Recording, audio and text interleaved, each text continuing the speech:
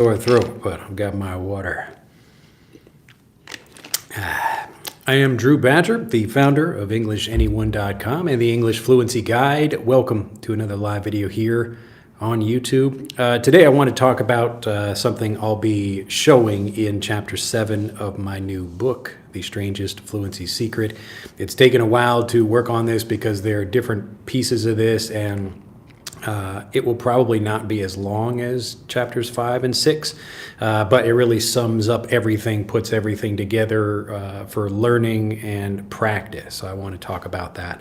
And I've got interesting stuff for chapter 8 as well coming after that.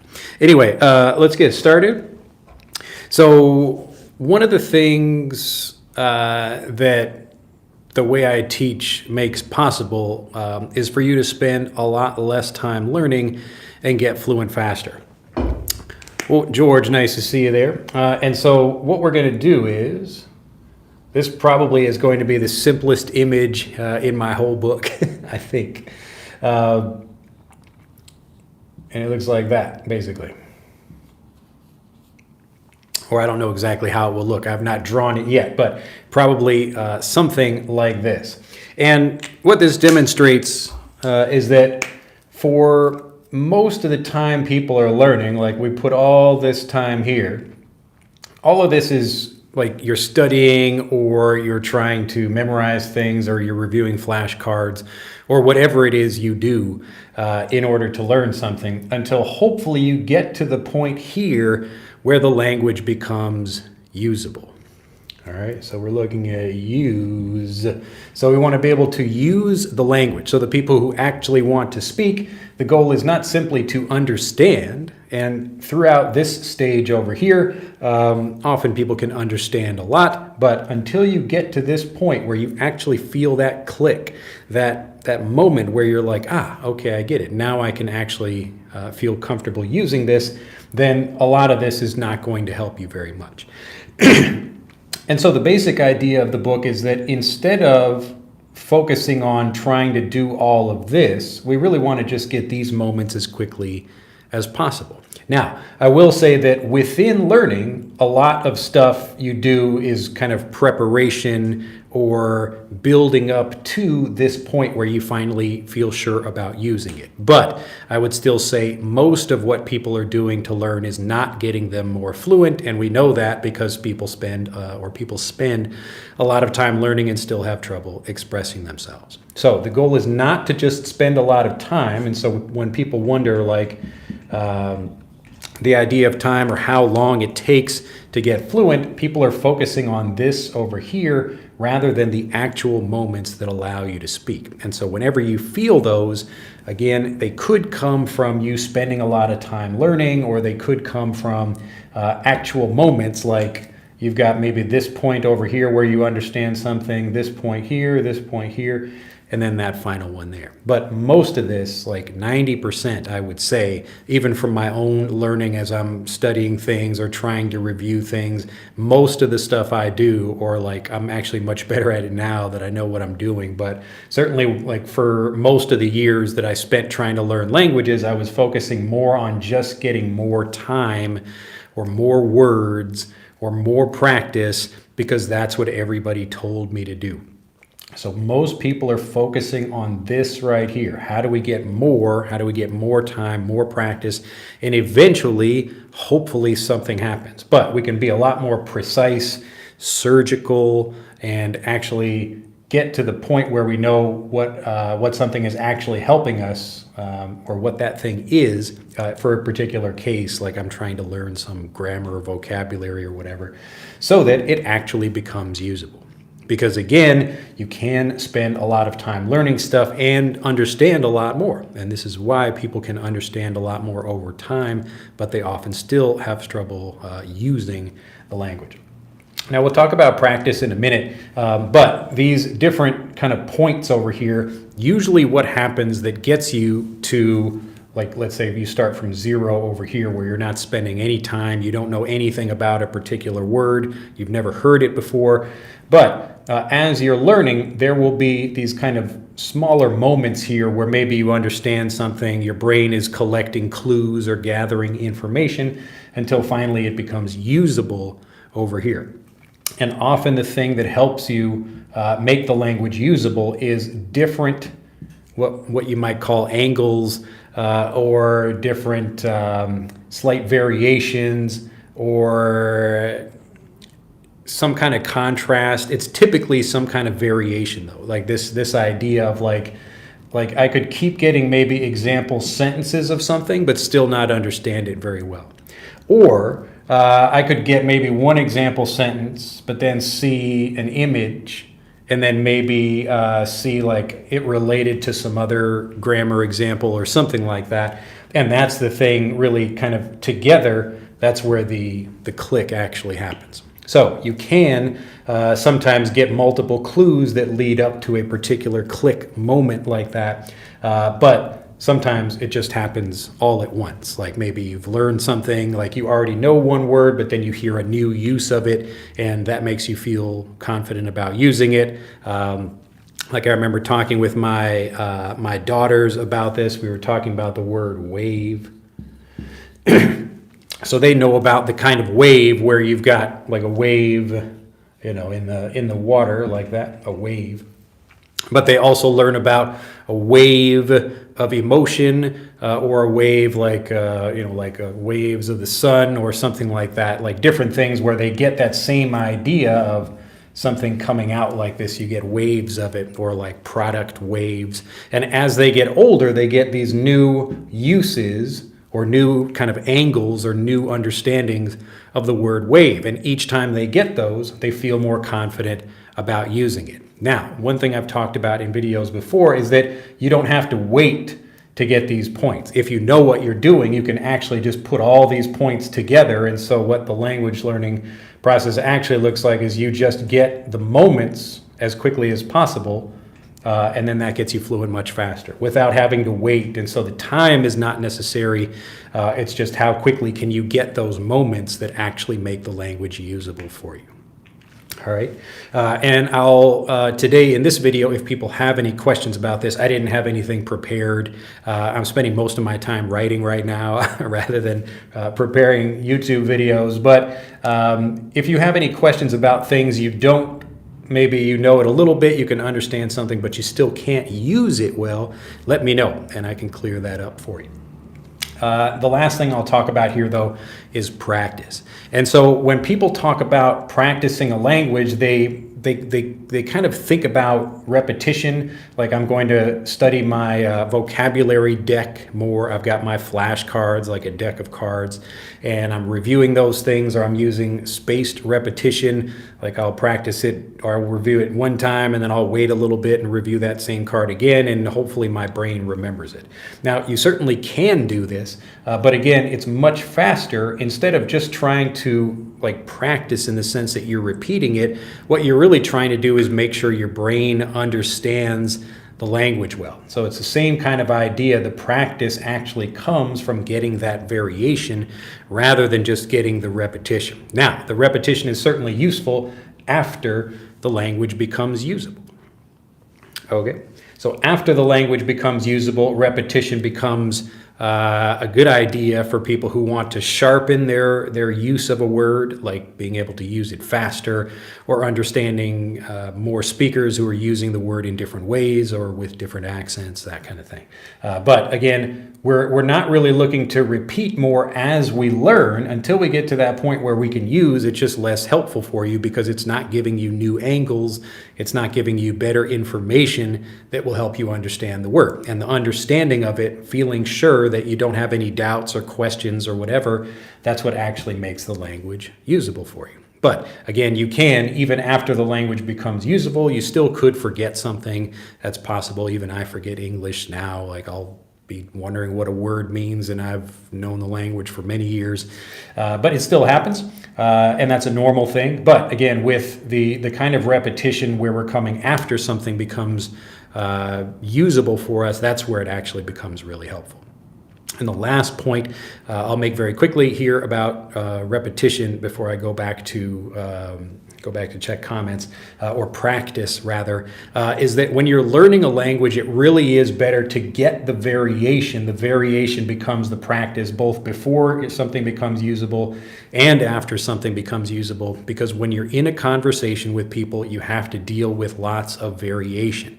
So if I practice something, even if a teacher teaches me a word and I understand it, I know that word, but if natives pronounce it differently or they use a different way of expressing the same idea, there are lots of different ways or maybe those, again, variations that you might find in a real conversation. And so it's much better to prepare yourself for those.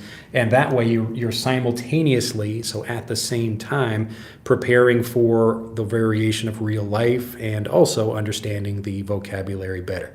So it's basically almost always a better idea to get new angles on the vocabulary you're learning or the grammar or whatever. So this is not necessarily like just hearing different examples of something. And I can go more into detail in this. I talk more about it in the book. But just getting example sentences of something might not help you understand it, especially if maybe an example isn't clear or it's not showing you slightly different uses of the vocabulary or really helping you understand it in different tenses, things like that. So whenever I'm giving things, like you'll see this in the book, if I'm giving examples of different vocabulary, I'm trying to try to make each one of these also a slightly different angle. So if I say like the wave example, like I just gave you before, so here is an example of a physical wave here, but we could also have like a radio wave or even something figurative like an emotional wave. So if I'm at a wedding or a funeral or I'm watching a movie that's very emotional, I get hit with these emotional waves. Like I feel very positive or very negative or happy or sad or something like that.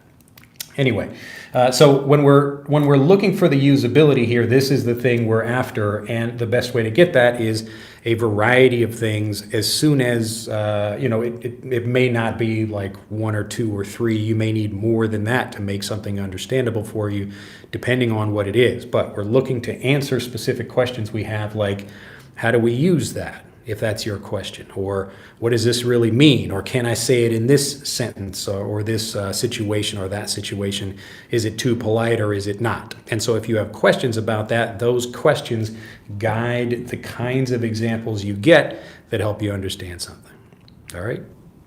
All right, so as I said, this would be a pretty quick video. Look at that, 12 minutes. Oh my goodness. But let me go back and check comments. And if anybody has any questions, again, about things that maybe you understand, but you still have trouble using, let me know. That's why I'm here. Otherwise, I can get back to writing. All right, so let me see here. We got English at night. Good morning, Drew. Nice to see you there. It's been a while. Well, I've been here. Where have you been? English in the daytime over here. All right, Mr. Rivera says, hi, Nathan from Honduras, Central America. I'm your fan. Well, welcome. Tsubasa, Ohio. Look at that. Boom, with the DAP. And Bruno says, hey, everyone, God bless you. Teacher, hugs from Brazil. Look at that. Hadger says, I block with speaking normally and clearly. All right. If you have a specific question about a word or phrase, obviously, if you're speaking kind of generally about fluency, like I'm blocked from communication, it usually means you have specific words or phrases that you have trouble using because there's specific problems with that, like specific questions that you don't have answered. And so one of the things you should keep in mind, I talk about this in the book as well, is that you really want to be specific, because when people just think, oh, my pronunciation is bad or I'm not fluent or something like that, it doesn't really help you feel sure about using the language. So we really want to make sure, like, okay, what's the specific thing I have a problem with? So maybe my pronunciation is mostly good, but I struggle with certain sounds. And if I hear those sounds and I can review those sounds, then I can probably improve my overall pronunciation. But usually it's from specific things. And so there's a, excuse me again, there's a compounding effect that happens as you learn more. So if I take one word, pardon me,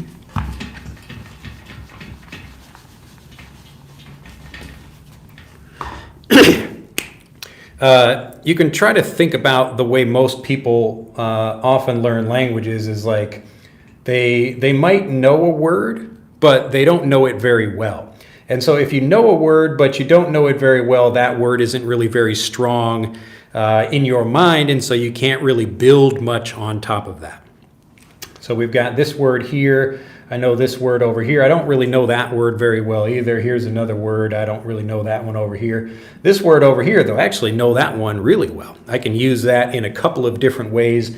I feel confident saying it. I understand it well. I know some figurative uses of it. I know, like, I don't know, here I could use it in these different situations. I understand how it works. So because this word I know very well, now I've got something I can actually build on top of. So it's kind of like the foundation of a building where if you know something, then you can use it well. But if you don't know it, it's not really going to help you. You will understand it maybe when other people say it, or you read it in a book or see it on a movie or something like that. But we're looking for something that actually gives us a strong foundation that we can build off of. And so if we have a couple of things like this, like here are a few words that, wow, like individually, these are each very strong, but they also connect to each other very well, and they help us literally make a foundation like a web or a network that allows us to speak. Because if I know something, again, really well, it's easier to learn new things. It's easier to build connections with other words like this, and now we can really start building something much more powerful. And you'll notice it compounds, meaning it gets faster over time.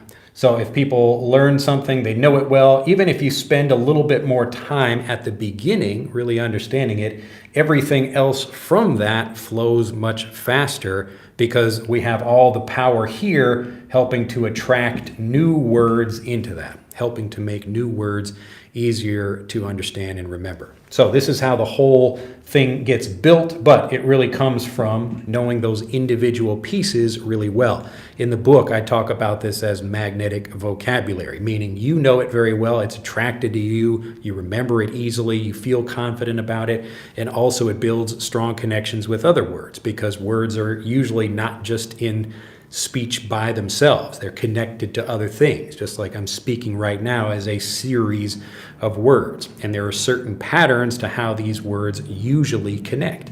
And if I understand that over time, then wow, now I can really build something very quickly. And that's how you become a confident speaker. So at first, it might seem a little bit slow. So you might have like the typical way people are learning where they've got, a bunch of different words that they don't know very well. They understand a lot, but they wonder why they can't speak. It's because they don't actually feel confident about using these words. Because if they did, they would be speaking. That's it. And so you really, again, it's not just about trying to know as many words as possible. The fluency doesn't come from the amount of words you know, although that's helpful if you know a lot that you actually feel confident about using. But fluency actually comes from how well you know individual words and phrases. And that's why fluency actually is built in individual words and phrases. So I can become fluent in a particular word or phrase or grammar point or whatever. And then if I feel confident about using that, then I actually can speak many more things. And it's easier to learn new things as well because I can build those connections very quickly with them. All right. So if you have trouble speaking, if you understand a lot of the language, but you still don't feel comfortable using it, it's because the individual pieces that you know are just not very strong yet. You probably spent a lot of time trying to learn more words because that's the typical advice. We got to learn more words, right? You got to know more. But again, if you look at young children, and I don't really like using this example, but it's true, young children who are native speakers of their native language, they don't know as many words as often adults do, especially adult non-native learners, but they speak better because they know that vocabulary really well. So if I had to choose, if I'm learning a new language, like if I'm trying to learn Arabic or French or Thai or whatever the language is, I'd rather know a few words really well, obviously enough I could have a conversation with people, but I don't need to know about everything, but a few words that I know really well. I can understand them easily. I feel confident about using them. I know even different ways I might be able to use those, and that's what allows me to speak. Okay, so you don't need to learn more. It's nice if you do, but you don't have to do that. All right, so keep that in mind as you learn. All right, let's see if we got some other questions here. Eamon says hello, and Santiago says definitely the word deceive. I've been trying to use it in some examples with AI, but I don't know how to find the right context. If I check examples, even if I check examples beforehand. Well, if you're thinking about deceive as in like tricking someone, like you're again trying to, if are you, I don't know, this is kind of a weird question, but how are you learning it with AI? When you say you're getting like, well, are you like talking to Chat GPT and you're asking it to use the word deceive for you, and it's giving you examples of something like that?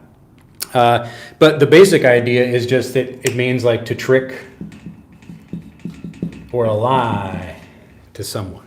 So like, let's say I say, hey, I can speak Chinese, and I just start saying some, random words. I don't actually speak Chinese, but it sounds like I do. I'm trying to deceive you. And usually when you're trying to deceive someone or trick someone or even lie to someone, it's because you want some kind of benefit from that person. So if I'm trying to deceive people, it usually just means I'm tricking or I'm lying or something like that. But again, you would use it in the same way like any other verb, like I'm eating something, I'm deceiving something, or I'm deceiving someone. But let me know more specifically what your issue is. Like if you're not understanding how to use it in a sentence, or why somebody might use it, or when somebody might use it, let me know, and I can give you better feedback about that. But again, the specific question in your mind about how something works, that makes all the difference for trying to figure out the answer, because if you know the question or you're struggling with how something works or whatever, it's a lot easier to figure that out, even explaining that to AI. But let me know. Let's see, and let's see if I'm pronouncing this Siren. I don't know which part of this is the name, but how can I improve my speaking and listening skills? So again, the basic idea, as I just talked about here, is just knowing vocabulary better. And when I say better, it's like when you know vocabulary well enough to use it, you improve your listening and you improve your speaking at the same time. So a lot of people think that they need to speak in order to become better speakers. But really what's happening is you get these, what I call aha moments. It's when you're feeling like you understand something very well and you think, I got it. Now I can use this thing. When you have those moments, then you can speak. And usually these happen, actually almost always, even before you're speaking. So you don't have to be in a conversation to have aha moments, although they can happen that way. But it's typically not when you're speaking, it's when other people are saying things and you make a connection or you understand how to use something in a new way. That's what allows you to speak. So if you're trying to improve your speaking, focus on fewer words and actually understand those better. And I promise you will become a much better speaker as a result. So I know, again, most people are thinking that they have to spend a lot of time talking to get better. But most of the time when people are speaking, they're not actually controlling how they're learning. So if I get into a conversation with some random person, unless I'm specifically telling them I want to review a particular grammar point and I'm trying to control the content of that conversation, then I'm probably not even improving the specific things that I want to use. And so most people, they have conversations and they use the same kind of grammar or same kind of vocabulary again and again. They're not really pushing themselves to use anything new or having like a better understanding of the things they want to learn or speak better about, because they don't have those things even come up in the conversation. But what you can do, it's actually very easy to get examples of anything you like. So if I have trouble, like for example, the example about deceive, if I'm struggling with that, then I should be looking at like different examples of that. Like I'm looking at like deceiving something or deception. So other words that are related to this or like similar or even things like this, like a lie is a little bit different than deceiving. Like you can think about the lie as kind of what someone does, and then the deception is what they're kind of trying to do. They're trying to trick someone so they can get some kind of benefit. So I say, like, I want to get into I don't know, some place. Here, I'll give you a perfect example. So I was in Kyoto, Japan. This was, I don't know how many years ago. But there's a river called Kamogawa that goes like it's kind of the main river in the main area, and lots of people hang out in the evening and have a beer or something like that. It's a nice place to relax. Many restaurants and things there, and so I needed to go to the toilet. Like I was like, I kind of got to go to the toilet, and I didn't want to just go outside. So I walked up and tried to go into a restaurant, and a guy stopped me at the door because this is a situation they've probably had many times. Like they don't want just random people coming in to go to the bathroom.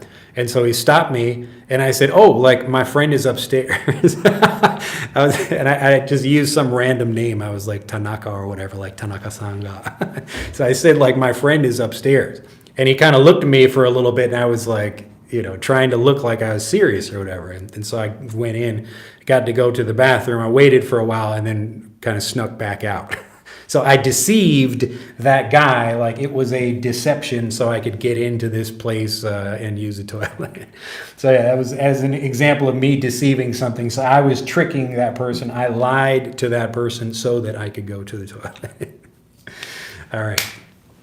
Hopefully that makes sense. But yeah, that's an example of something like that. Or ChatGPT might even unintentionally, so it's not trying to deceive you, but it might tell you incorrect information, and you're like, oh, like, did you mean to say that? Or you were trying to deceive me? And ChatGPT will say, no, I wouldn't do that intentionally. I don't want to deceive you, but I'm sorry if I maybe accidentally say the wrong thing.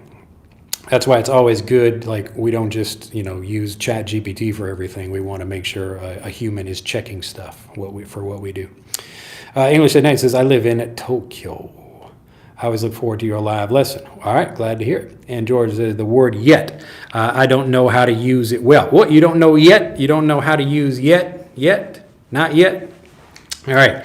Again, you can think about yet even with this example over here. But one other thing I will mention is that when you're thinking about a word, even like deceive or deception, things like that, or trick or lie, you'll notice I'm trying to connect these with specific situations because sometimes a word might have many uses, and so it's a good idea to focus on a particular thing.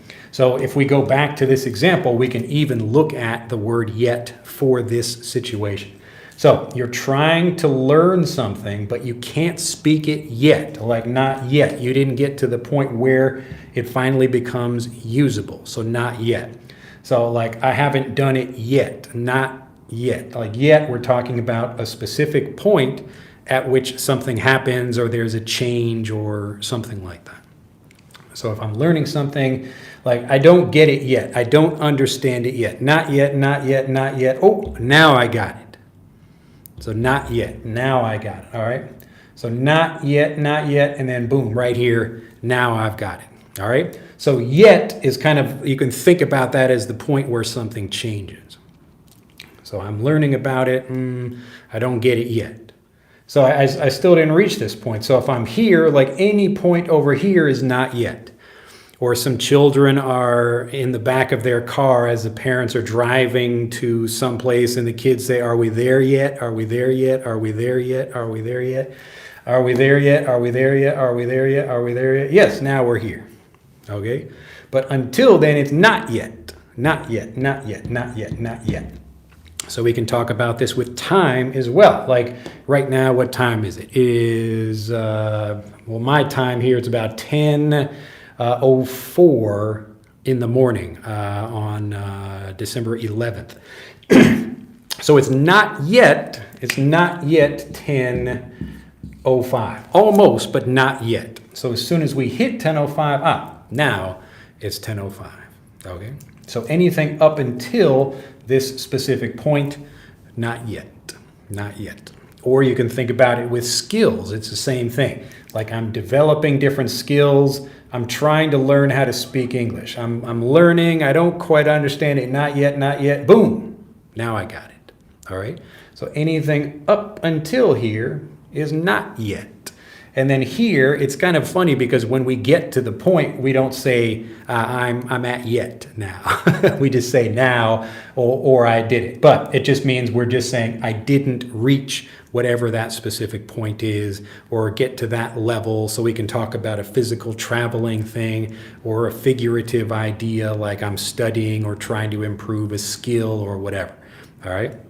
So I didn't do it yet. I didn't do my homework yet. So this is the time like maybe I'm doing my homework, but I didn't finish it yet. So I'm not done yet. Not yet. So it just means any time before, whenever some deadline or something, even if there's no actual deadline, it would be the same idea. How about and yet?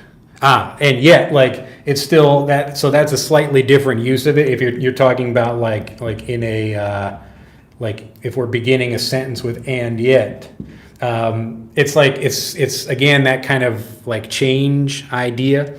So let me see if I can think of an example for this. Like, so I was like I don't like living in my town. I don't like living in my town. For whatever reason. Let's say there's like a lot of crime or the weather is always bad or whatever, but I can't move for some reason. I don't know. But I don't like living in my town. Yet, so at the same time, yet, so this is a slightly different use of it, and this is why it's important not to try to just like learn the word yet as its own thing. We want to connect these with specific situations. So, and yet, I actually enjoy, walking my dog there or whatever. So like maybe there's something I don't like, and yet is basically it's basically functioning like but in this case. So you can just say yet. You don't even need and yet. You could say and yet. It doesn't really change much. But if I just say I don't like living in my town, yet the weather is nice. So maybe the crime is high, but the weather is good. Something like that. So you can say and yet or yet. Both of those are fine. They mean the same thing in this situation. All right. But this example of like and yet something else, like I didn't do it yet, is different than this. All right. So remember, when we're learning a word, we don't want to just learn the word by itself because the word only means something when we're connecting it in a situation. Okay. Let me know if you don't get it yet, though. All right. Or maybe like you get one usage. And yet you don't get the other one. All right. So it's still like, there's still, you could see like a little bit of a connection there. But again, even words like this that look the same, sound the same, might not be like exactly what it is. But in this example, we're basically meaning but. All right. So at the same time or even though, something like that. That's the meaning in that situation. Let's see. I can't read. Maybe that's Thai or Indonesian. Let's see. How do native speakers learn grammar naturally without memorizing rules and get fluent without using the right grammar? I also have a question about how native speakers learn past tense verbs because there are many past tense verbs and past participle verbs. I'm just curious about how they learned all of those. Well, you can think about this in your native language. And so what a lot of people do, and this is why people think like natives get fluent because they get a lot of exposure to the language, and that's true. But again, like natives are getting a lot of exposure, but often the exposure isn't really helping them do anything.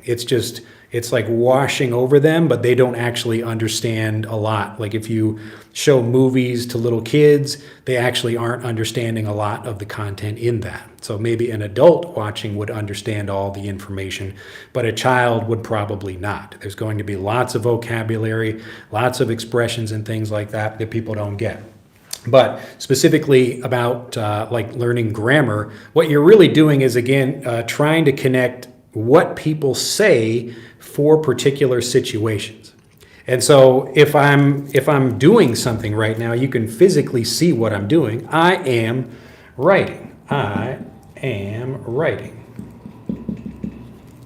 Right, let me write that better. Write, W-R-I-T-E. So I am writing, or I am W-R-I-T-I-N-G. I am writing. And so here you are learning grammar. And this is a natural way of doing. I didn't say anything about present continuous or any other grammar point. I'm just saying, look, like you can see me, I am me, like you see I'm doing it, like I am doing this thing right here.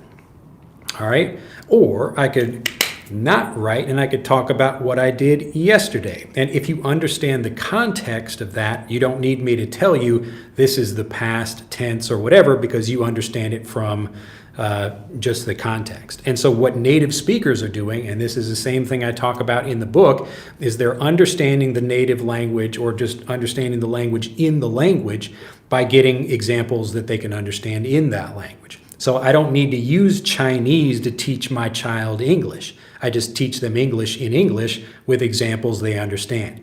And so when you see something like this, if let's say I'm just teaching some person that I'm showing them what I'm doing, if they've already learned I am, like I am hot, I am tired, I'm just describing myself. And I would usually teach that in contrast with something else, like I am hot, or I have a black shirt, or I am whatever. And then how are you? Like you do this. Like I am tall, you are short, or I am fat, you are thin, or whatever. And so it's easy to understand the language when we're comparing basic things that let people understand. This is how we talked about over here, about building understanding, making sure people really feel confident about using the language because they understand it in the language. But I don't need to explain to anybody about present continuous if I just help them understand what it means and they understand it. Like I could teach you in Japanese the same way without telling you the name of the grammar point. And so again, this is the same way you learn your native language. Parents or friends or brothers or sisters or teachers or television, all the examples you get of people using the language. And when you were young, people try to make it easy. They're like, look, like you do this, I do that. And some people are good at teaching, other people are better at teaching. But in general, you get so many examples of the language that your brain kind of figures it out on its own. But you can be much more efficient with the learning instead of just like, we're going to spend some time doing stuff, you don't really understand it, but like here's this one piece of information that you do understand. And here's another piece, and then, that made the click in my mind where I finally feel sure about using something. So when you're trying to learn English, you don't have to think about it as grammar rules. It's what do people say in different situations. So in chapter 6 of my book, I'm talking about this, how you learn from situations to the vocabulary. And what most people do is they do the opposite. They learn from vocabulary to trying to understand when that stuff would work. I'll just give this, I haven't talked about chapter 5 and 6 in a while. So anybody who has my book, The Strangest Fluency Secret, they can learn more about this in chapters 5 and 6. But I talk about these two different ways of learning. And so what most people do, so this is chapter 5 over here, they're talking about learning from the pieces of the language, like you got vocabulary or grammar or pronunciation, things like that. So they're trying to learn specific words or grammar points or how to say certain things. And this leads you over here. If you learn these things, then you try to fit that information into the real world. So this is the situation over here. So we've got actual conversations, and this is where language learning gets tricky for many people because you might learn a word over here, but in the real situation, a native says something differently. Or you learn a grammar point and maybe the native pronounces it differently or whatever. So there's lots of variation in the real world. And so if you're only learning like grammar points in a textbook or something like that, of course, it's going to be more difficult. Sometimes you will hear those grammar points used, but often it's different. And so this is chapter 5. In chapter 6, we're doing the opposite. We want to begin with the situation itself and work backwards to learn how the vocabulary and grammar and pronunciation work. But there's one important difference here. When you're going from the situation to learning the individual pieces of the language, like if I'm ordering something at a cafe, I could hear the specific vocabulary or the grammar or whatever that people are using for that. But there's a lot more than just vocabulary, grammar, and pronunciation. We think about the language this way, but we've got intonation or we've got body movements and other things like that that we get the full picture with the situation, but we can still analyze specific pieces of things if we want to understand how they work. And so there are patterns for these things. And again, it's useful to learn from the individual pieces and try to go to the situation, but also you need to do the opposite. So if you're trying to learn as a native speaker, typically native speakers are learning this way, and then when they get into school, they typically do the opposite. Like they're in a classroom and the teacher says, okay, today we're going to learn about past participles or whatever. And the kids have no idea what that is, even though they're using them all the time. And again, like it's just a different way of learning, but typically it's not giving you the full picture of how the world works. Because again, if we got vocabulary, grammar, pronunciation, there's still a lot more here that's not covered and that you won't understand if you're just getting a textbook explanation of how the language works.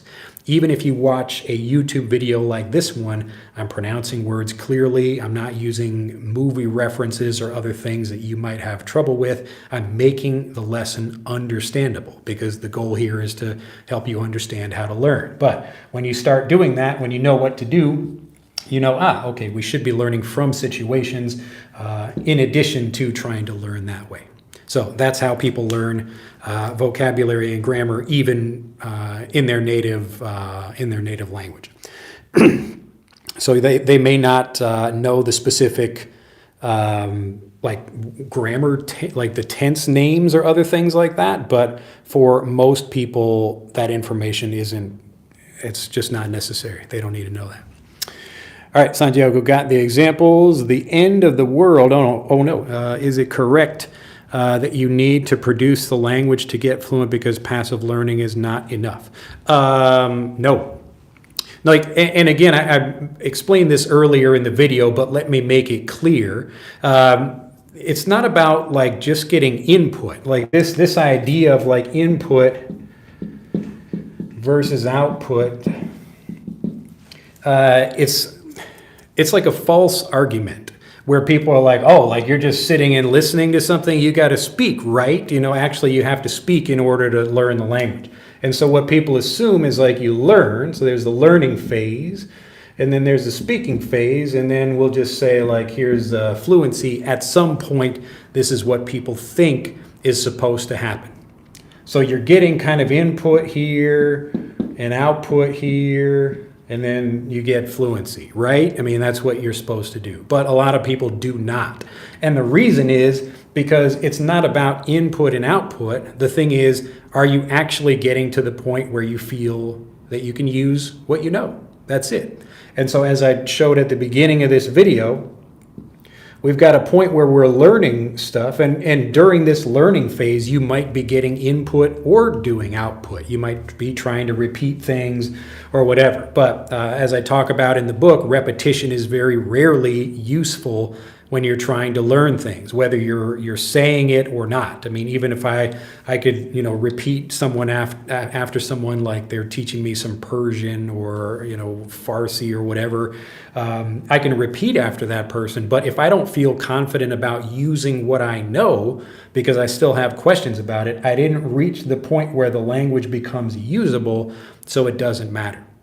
So, like what I talk about in the book is the reason people can get fluent by themselves. And obviously it's nice if you have people to speak with, but you don't have to do that. But it's easy to do it by yourself because the goal is not input versus output. It's, do you feel sure about what you want to say or not? That's it. So I can learn things, and I learn things even in Japanese all the time without anybody talking with me. And I just learn like, oh, I can use that. And when I have the opportunity to say it, then I do. But it's not like it's not passive learning. It's, do I get certainty or not? Do I feel sure about using the words or not? And so what most people are doing, it's getting input, but that input doesn't actually make them feel sure because they still have questions about it. And so this is the way typical learning works. And so imagine, like we just had another example of this right here in this video.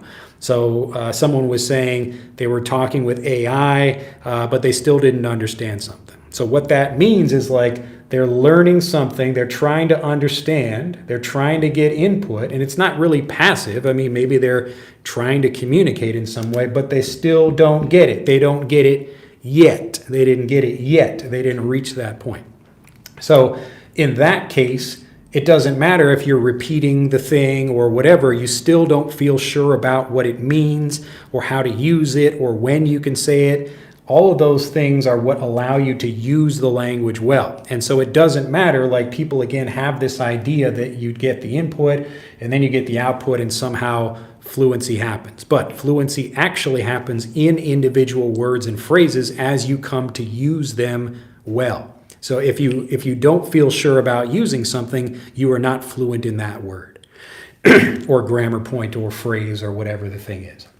So this time over here, maybe it's helpful, maybe it's not, but you could probably get to the usability point much faster, much more efficiently if you had, the right kind of clues for whatever that thing is. That's why when I teach, I'm focusing on this. I want to get people to this moment as quickly as possible. Now, I might use a variety of things like a story or visual examples or something. You see me doing stuff on the board or just talking. But the whole point is to help you understand something, to give your brain the clues as efficiently as I can so you speak. Okay? So you could say, well, wait a minute, Drew is the one doing all the talking here. I'm just sitting back and watching the video. And it's like, that's fine. You don't have to say anything to feel more confident about using it. And when you get those aha moments, when you say, that was a good example. Oh, now I understand. That's where the blockage is gone and now the speech can flow because there's nothing stopping you. What would stop you from using the vocabulary? But remember, fluency is something that happens in individual words and phrases as you come to feel sure about using them. So that's what unlocks fluent speech. I'm not trying to talk about what's happening like in the brain, neural connections and all that. It's just a very practical thing. If I'm learning something, but I don't feel confident about using it yet, there's still a question, at least one question I have, or some doubt that is stopping me, and I don't understand, what the thing is as a result of that. So that's the thing. So this is not about like getting input versus output. There are lots of people who get both. They get input and output and still can't speak properly. They can't speak fluently. They struggle when they speak. They forget words. They freeze up. Maybe they have to translate in their head when they speak. And they're doing all this. They're trying to get input. They're trying to get output. But they're wondering like, everybody told me this is the way you get fluent. It's like you learn something, then you practice speaking, and then somehow at some point you get fluent. But why does that not happen for people? It's because you can do all this stuff, but if you don't get to the point where you can actually use the language, if you don't get those questions answered, then all that work is for nothing. You will understand more over time, but you won't become a better speaker. Okay? So don't worry about this, like input versus output.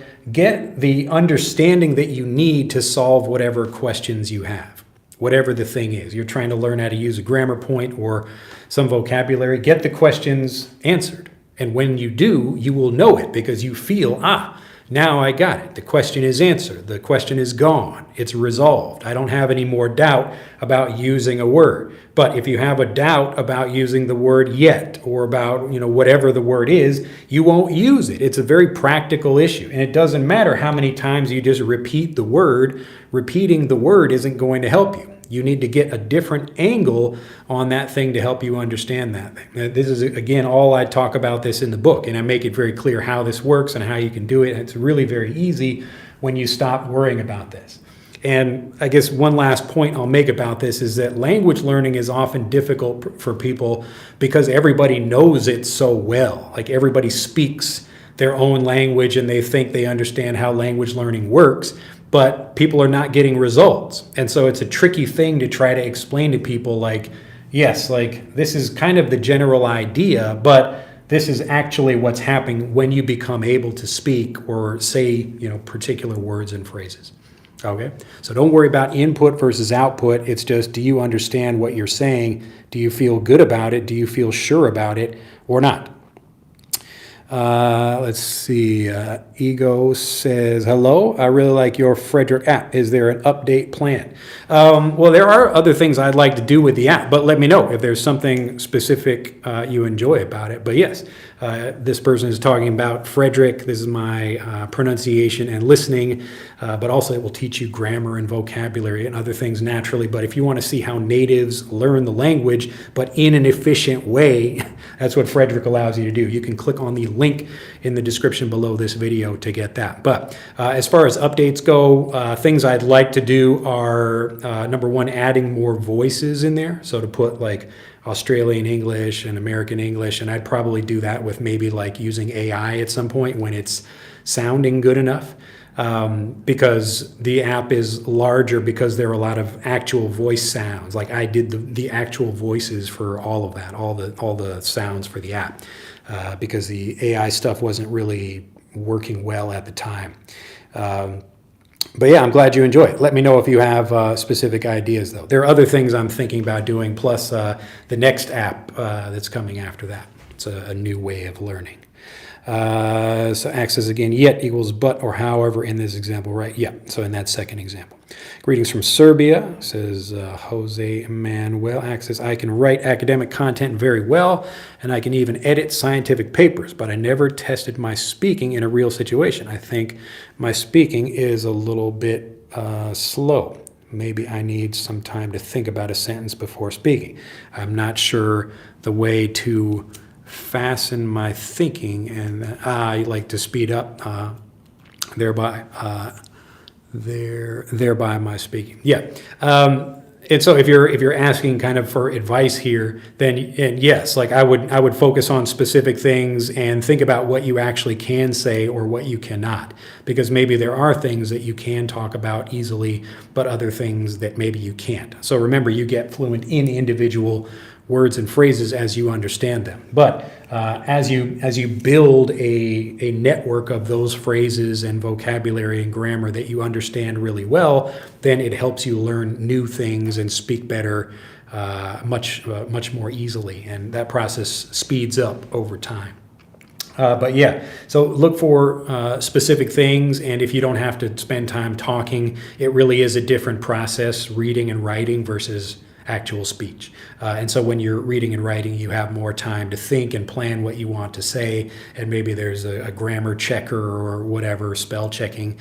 But if you have any of those issues, try to focus on specific things you want to get fluent in, like something you want to talk about but you don't feel sure about it. Try to think about those specific things and what questions you have. So you might even be able to understand something very well when you're reading or writing, but still not have like a lot of confidence about using the language. So that's a common thing for many people. All right, look at that. We got through all of the questions today. It was a quick video, under an hour. We didn't reach an hour. Look at that.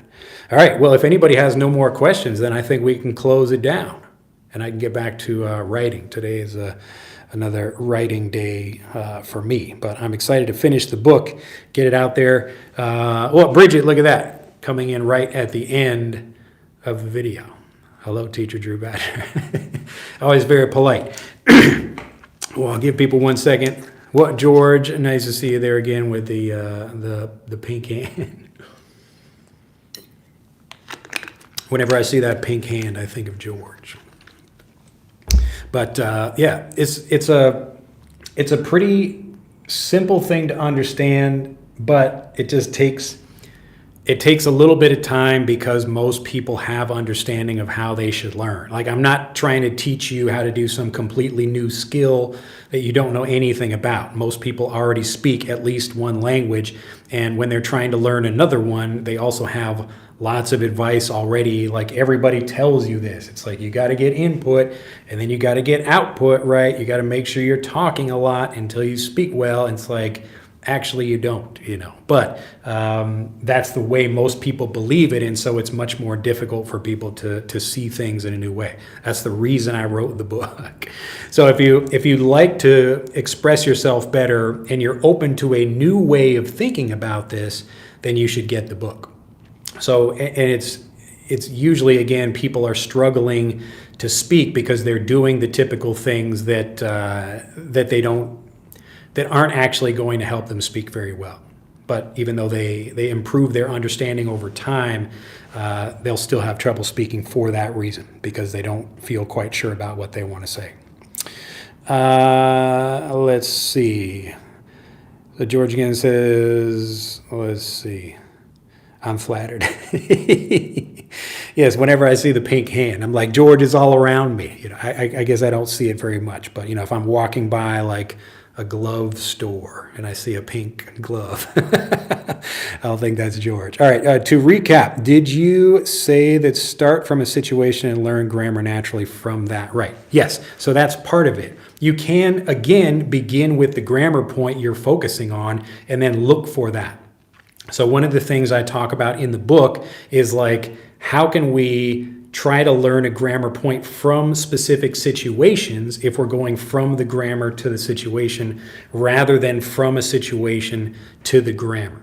And one of those examples is reading short children's books that focus on that particular grammar point. And so there are many books that really just do that. It's almost like a grammar textbook, but it's just connecting the pictures of the situation with what the specific writing on the textbook, or not the textbook, but the children's book. So there, I actually showed some examples of this in a video. If you look up These Books Get You Fluent. So look up that video on my channel and you can find me talking about that. I also have like These Movies Get You Fluent, where I'm talking about the same principle for movies like this, where they're giving you what's basically naturally varied review. So I show an example of a book called I think it's called I Like It When, or it's I Love It When. But it's a like a specific grammar construction, like a sentence structure. I like it when, and then that's the whole thing. So the book it's like a grammar textbook for a particular sentence, but it's not trying to diagram anything. It's just giving you examples and showing you how it works with the picture. So it's kind of like seeing it with a video, but obviously it's just a book.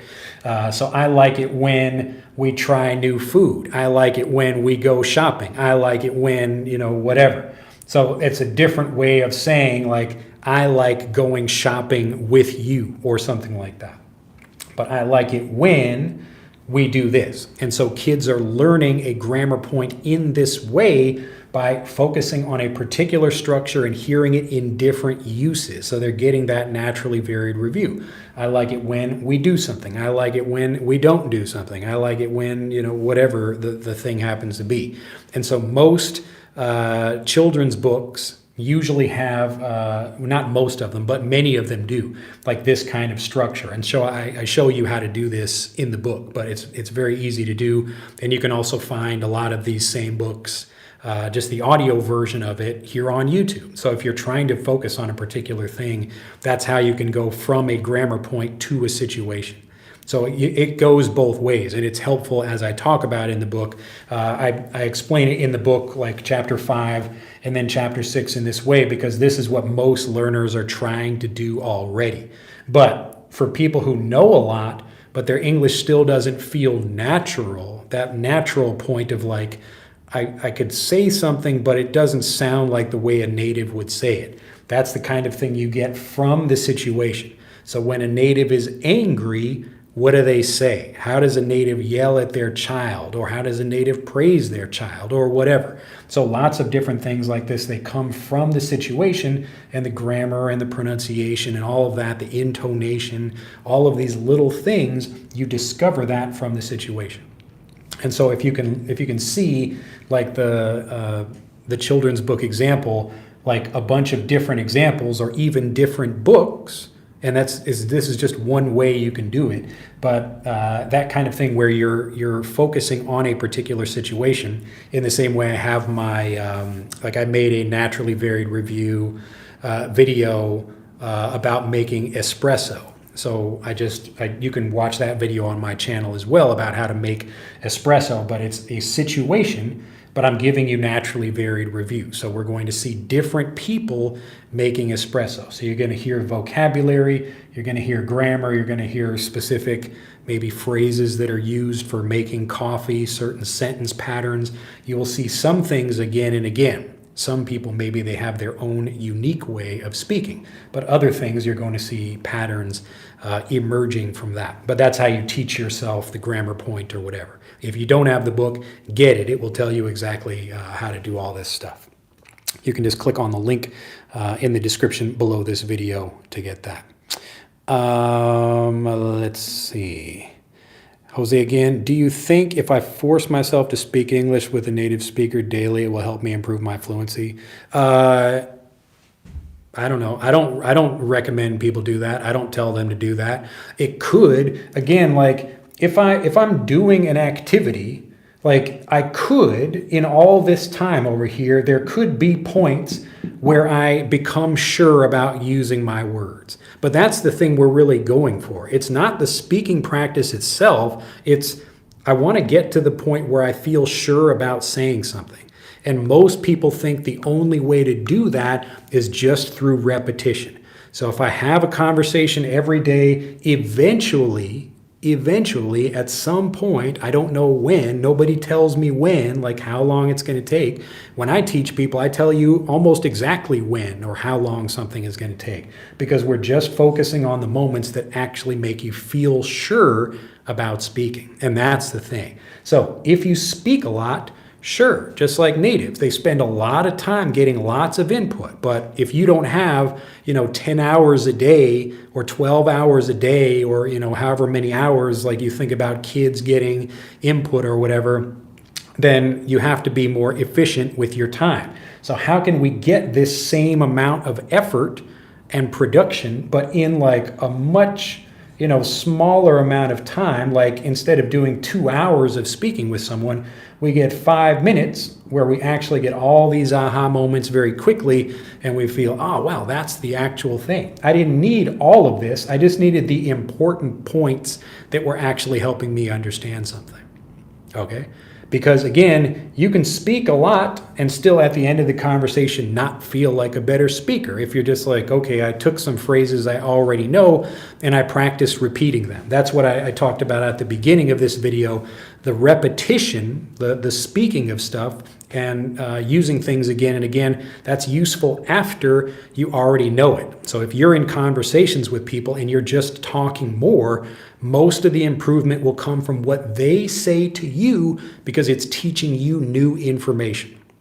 You just repeating the things you already know is probably not going to help you very much. You will maybe get faster at saying things, but again, most of the improvement is not coming from just all of this time.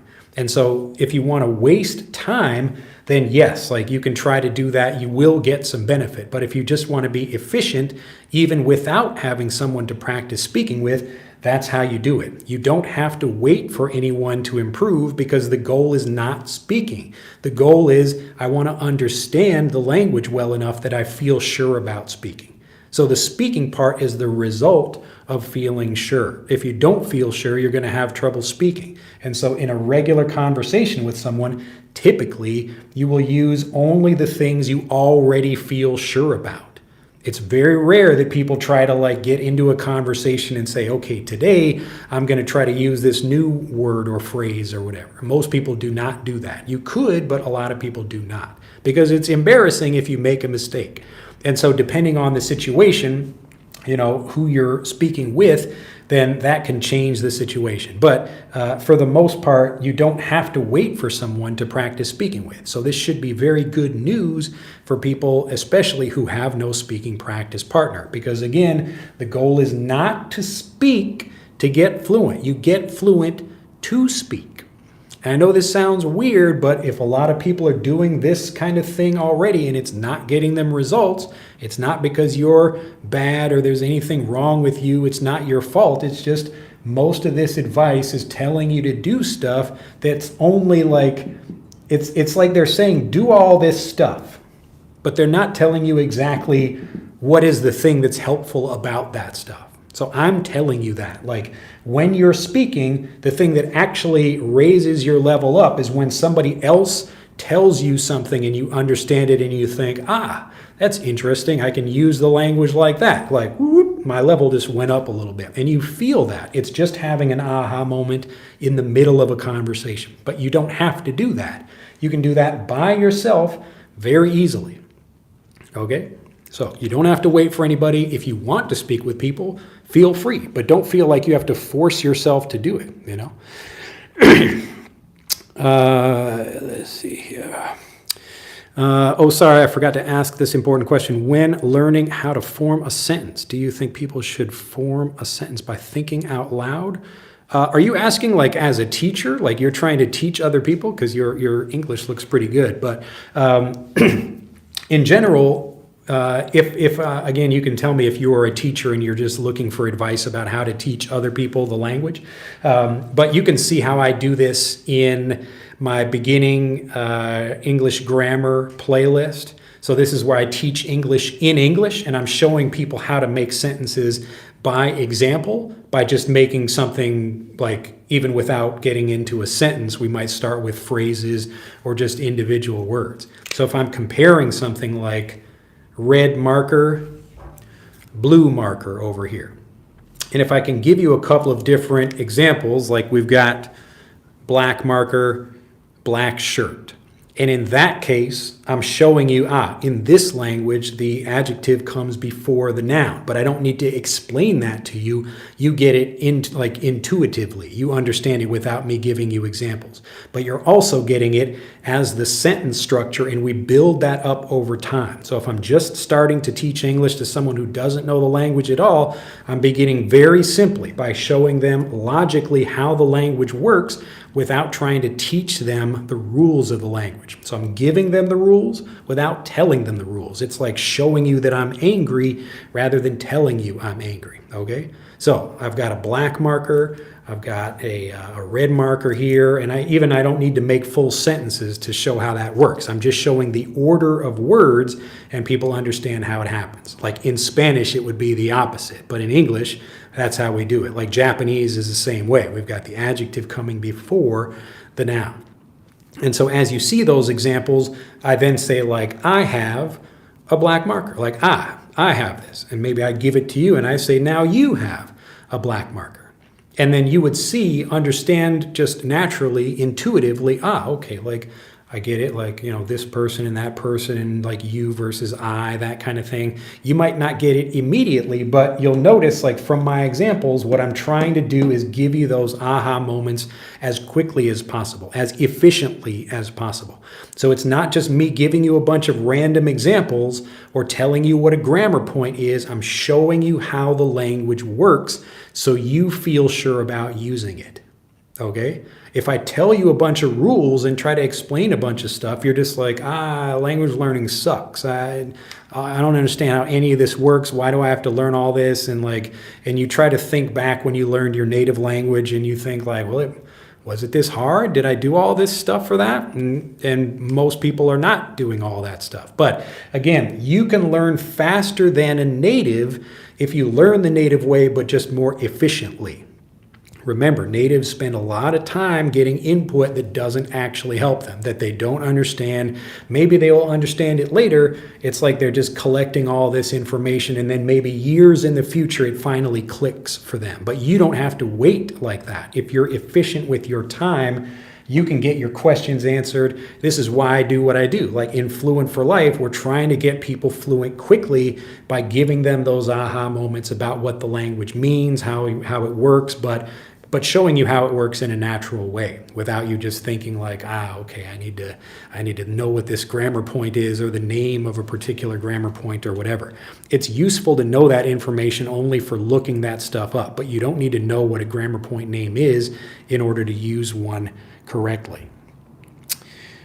Let's see. Axis again, I would like you to talk about some precise situation and develop it, as you did last time when you presented a short story for kids. Talk about some precise situation and develop it. What do you mean? Axis, like talk about a short story for what? Like helping you see something? You don't have to wait for me to do that. You can go on YouTube right here and like learn about anything you want. I would focus on a particular topic you have, and this is the same thing I talk about in the book, but you focus on a particular topic and then get the naturally varied review. It's like one step to fluency. That's really how it is. Sorry, my sentence was incomplete. When people try to form a sentence, they always think of individual words while building a sentence. Do you think that works for your fluency, or should, let's see, did you finish that? All right, no, you didn't finish that. Well, people think in individual words because they don't actually learn the language like a native speaker. They're just learning it through translations. So they think, okay, this word in my native language is this, and then there's this word, and then this word, and then this word. And so people are thinking word by word. I don't think word by word in that way. I think in patterns because I know those language patterns well. Like I know something like I like it when. I'm not thinking about I like it when. Like I like it when becomes a complete unit even by itself. And then I can attach that to other things. So this is what I again call magnetic vocabulary. And so when your vocabulary is magnetic, you have pieces like this that easily snap to other pieces. It's just like Lego bricks or whatever, like shing, like magnets. That's why I call it magnetic vocabulary. But again, the point is not I like it when. It's like you're understanding in this situation or in this kind of situation, people use this kind of vocabulary. And it could be different things. Like I'm hot. I'm really hot. I'm sweating. I'm it's a sweltering heat over here. So I could describe a hot place in a variety of ways. And when you're looking at that, natives are getting all these different examples. And again, that's like trying to get the different examples efficiently rather than just getting a whole bunch of random input and then hoping something sticks. It's like I have a bunch of mud and I just throw it at the board over here and see if anything stays on the wall or on the board over here. But a lot of it is just going to fall off. Okay, so again, like a lot of people, they think they need to do a lot because that's what they're told. Everyone is told to learn like this. You got to learn, then you have to speak, and then hopefully you get fluent. But nobody tells you how. They don't tell you how it works. Does anybody ever explain that? Like, go ask anybody. Ask anybody who's teaching English on YouTube. Just say, how exactly will I get fluent? How exactly does it work? And most people will just say, well, you keep learning and you keep speaking, and at some point you get fluent. It's like, if you don't know, then what are you doing? How can you teach me? Like, you can give me more information, but if you don't know exactly what we're trying to do, then it's going to be a much more difficult thing for me as a learner. So look, when you're learning things, again, a lot of times people learn, but they don't actually understand, or they still have questions or doubts or whatever. And if you still have questions when you learn, speaking becomes much more difficult.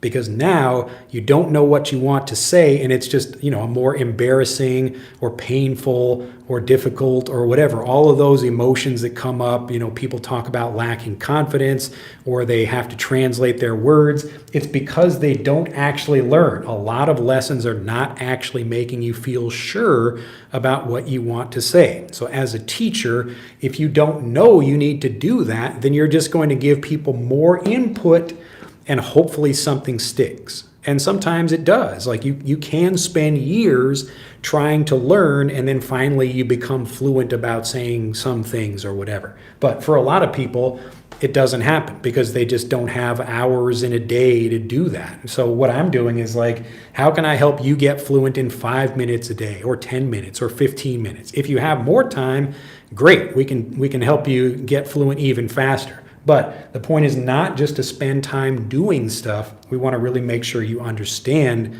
what you're learning, because if you don't understand it, if you still have questions, that's what's going to be the main problem with speaking. Let's see. I propose the situation here. I propose a situation and let Drew speak about it in his way. You want me to just talk about some random stuff? I've been doing that all video.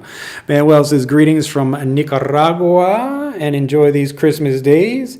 It would be nice. You could say, how was your own experience learning Japanese? What did work and what did not? So the exact same thing that I'm explaining now worked. So I used to do this for learning Japanese. I was trying to do this.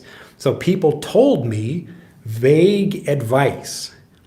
And when I thought about that, I'm like, why is it so challenging to learn a second language? It shouldn't be. I don't know why it is. It's like a magical skill that people seem to have, but it's only seeming magical because most people don't realize we're just trying to get to the point where you feel sure about using it. It's the aha moment that happens when you're learning something, then the language clicks for you and you think, now I get it. Now I can use what I know.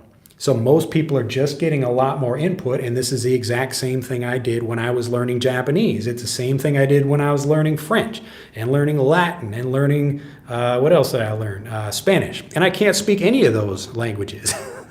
So I learned all of those. I took regular classes in school for years, for trying to learn those different subjects. And I never became able to say any of them because they were just giving me more information, but not making me feel sure about it. I still had questions. How do we use this? Why do we use it in this situation, but not that situation? And any question like that will stop you from speaking because it's just a very practical thing. It's like a roadblock in your way. I'm trying to move, but I can't move forward because those doubts and questions are blocking me.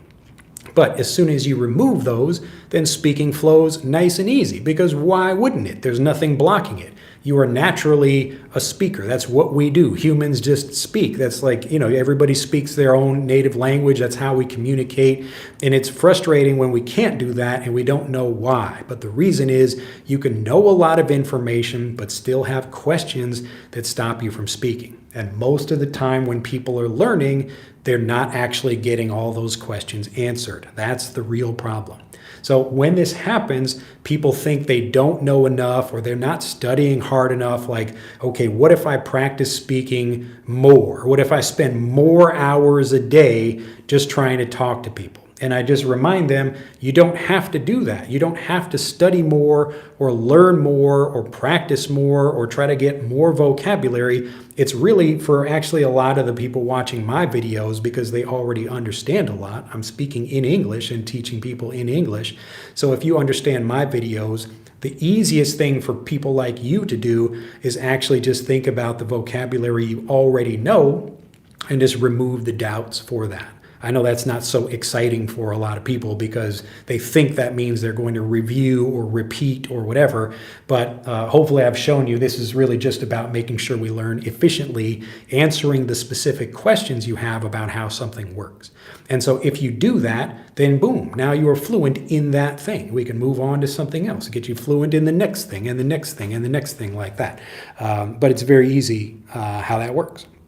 So when I was learning Japanese, the same way I was trying to learn in any of the other languages, I just thought, okay, we keep getting more input. I'm reading textbooks. I'm listening to stuff. We didn't have YouTube available at that time. And even today, there's a lot of content for learning languages, but way more for learning English than for learning Japanese for obvious reasons. But even today still, it's mostly the same kind of content where you're getting information, but you're not getting certainty. You don't feel sure about what you're using. And it's that moment, it's literally that moment. You can feel it when it happens, when you get your question answered and think, now I get it. That's why we spend a lot of time in these videos, me just answering people's questions, because that's what stops them from speaking. They're not like, maybe they have trouble with their accent or something like that, but, and that could be a kind of question you have. But in general, excuse me, it's just having questions about what you want to say. So you don't need to spend a lot of time studying. You just need to actually get those specific questions answered. And a good teacher knows how to answer those. All right, access again, or you can pick a good situation and break it down as a demonstration. I think maybe ask me again next time. We're kind of at the end of this video because we're at 80 minutes already. Thank you, sir. I'm your biggest fan. Glad to hear it. If you know other people who would enjoy what we do click the like button and share the video. Jose said, is the first time I've been in one of your videos, and I must confess, I'm really impressed. Thanks. Well, that's a high compliment. Thank you very much. Again, if you enjoy the content, click the like button and share the video. All right, Ax says, oh, sorry, my proposition was for other videos, not right now. Okay, so I think I have done that before. You should probably find videos where I'm describing stuff, like I don't know, talking about like a marker or some shoes or something like that, but we can, talk about anything. Just let me know earlier in the video next time. But I can think about something like that. Anyway, thank you all for joining me. If you do have questions about stuff, you can post them below. But my book really does answer everything, and it shows you this much simpler, faster, and easy way to learn, because we're not trying to do everything. We're just trying to do the stuff that actually helps you. And when you do that, you get fluent faster by learning less. All right, pretty simple. All right, have a fantastic day. Again, if you'd like to learn more about the book, or actually if you want me to just get you fluent rather than you trying to do anything, I recommend Fluent for Life. You can pick that up right now, but you can click on the links in the description for both of those, and Frederick as well. So however you'd like to learn, or if you're trying to help others in your life, like you've got young kids or even, parents, anybody who's trying to learn the language, give them Frederick, let them play with it, and they will actually teach themselves the language very efficiently. So I built it. It's using the same principles we're talking about here, but so anybody can use this anywhere, no matter what their language is, to learn English very easily. All right, thank you again, and I'll see you in the next video. Bye-bye.